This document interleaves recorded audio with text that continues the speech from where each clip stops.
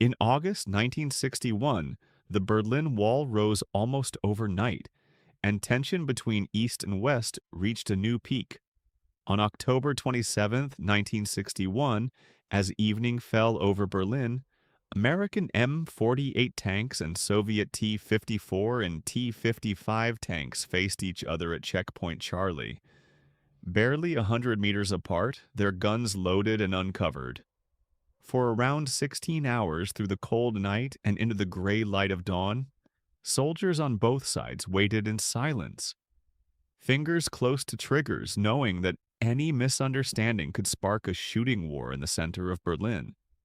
While tank engines idled at the border, more American M48 tanks rumbled up first, forming a growing line of armor at Checkpoint Charlie. Minutes later, Soviet tanks and military jeeps rolled into position on the opposite side, matching the American buildup vehicle for vehicle, until both front lines sat nose to nose, fully armed and ready for war.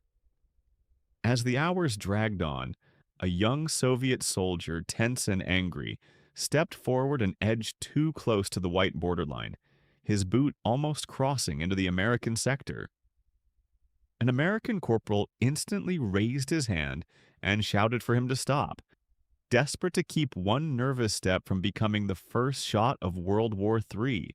Behind the scenes, while tank engines idled at the border, Washington and Moscow used secret diplomatic channels to negotiate a way out, with President John F. Kennedy and Soviet leader Nikita Khrushchev both determined to avoid war.